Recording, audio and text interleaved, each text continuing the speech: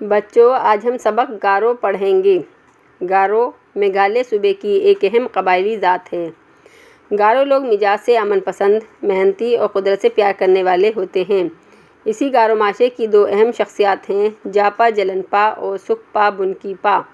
گارو معاشرہ ان دو عظیم شخصیتوں کو بڑی عقیدت سے یاد کرتا ہے۔ گارو لوگ میگھالیہ میں کیسے بس گئے، اس کے بارے میں ایک کہانی مشہور ہے۔ کہا جاتا ہے کہ ہزاروں سال پہلے گارو قبیلے کے بزرگ چین اور تبت کی وادیوں میں ادھر ادھر گھومتے پھرتے تھے۔ جہاں کھانے پینے کی چیزیں مل جاتی وہیں ٹھہر جاتے تھے۔ جب کھانے کی قلت ہوتی تو نئی جگہ کی تلاش میں نکل پڑتے تھے۔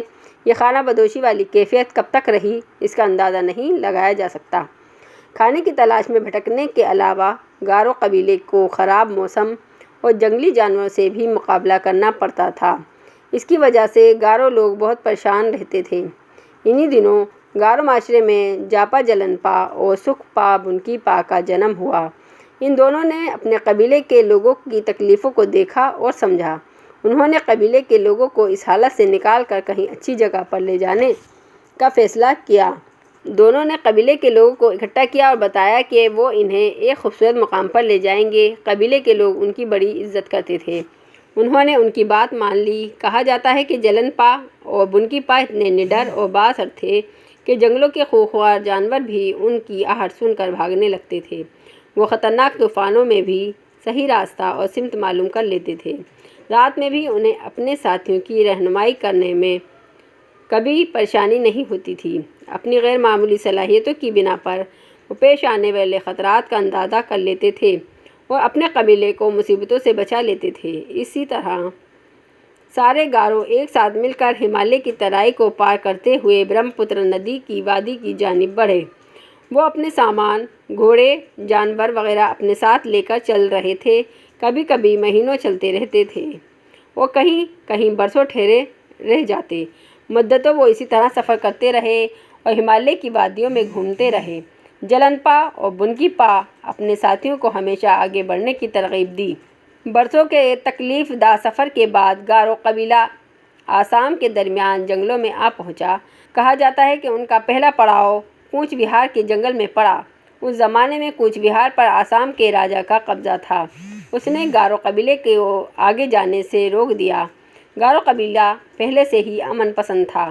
اس نے لڑائی کا راستہ نہیں اپنایا۔ جلنپا اور بنکیپا نے آسام کے راجا سے بات چیت کر کے انہیں سمجھایا اور راجا انہیں راستہ دینے کے لیے راضی ہو گیا۔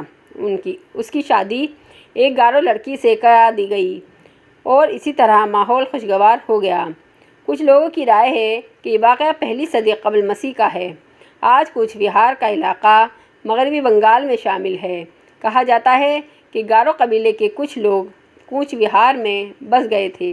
آج بھی کوچ بہار اور آس پاس کے علاقے میں گارو قبیلے کے لوگ آباد ہیں۔ اب جلنپا اور بنکیپا نے اپنے قبیلے کو گارو پہاڑی کی وادیوں میں چلنے کی صلاح دی۔ یہ وادی بے حد خوبصورت تھی۔ یہاں کے پہاڑی جھرنے، جنگلی پھول، پھل، جڑی بوٹیاں، جانور اور پرندے ماحول کو بے حد خوبصورت بنا رہے تھے۔ زمین بھی زرخیز تھی، اسی لیے انہوں نے وہاں بسنے کا فیصلہ کیا۔ آج یہ علاقہ گارو قبیلے کی اصل رہائش کا علاقہ بن گیا ہے۔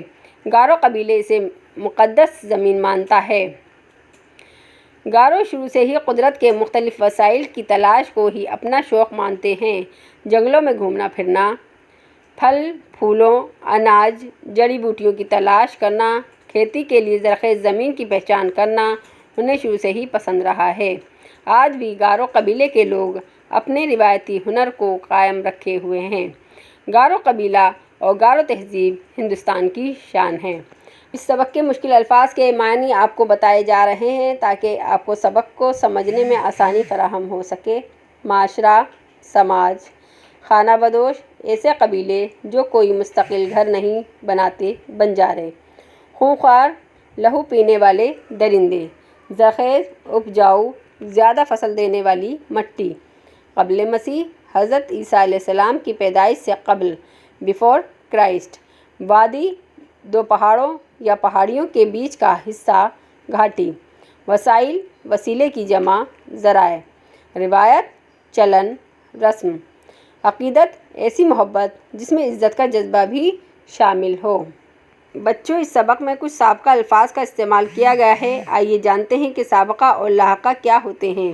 سابقہ یہ ہے کہ کسی لفظ کے شروع میں اگر کوئی اضافہ کیا جائے تو اسے سابقہ کہتے ہیں۔ اس سبق میں دو لفظ با اثر اور غیر معمولی آئے ہیں۔ ان میں لفظ اثر سے پہلے با اور لفظ معمولی سے پہلے غیر لگا کر نئے الفاظ بنائے گئے ہیں۔ لاحقہ جب کسی لفظ کے آخر میں کسی لفظ کا اضافہ کیا جاتا ہے تو اس کو ہم لاحقہ کہتے ہیں۔ ایماندار، اس میں دو لفظ ہیں، ایمان اور دار، اس میں دار لفظ لاحقہ ہے۔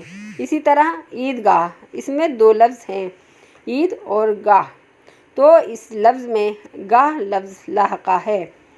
حاصل کلام یہ ہے کہ اس سبق میں ہندوستان کے ایک قبیلے کا بیان ہے۔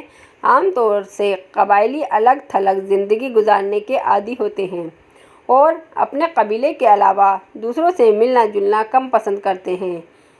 تو بچوں، مجھے امید ہے آپ کو یہ سبق اچھے سے سمجھ میں آ گیا ہوگا۔ شکریہ۔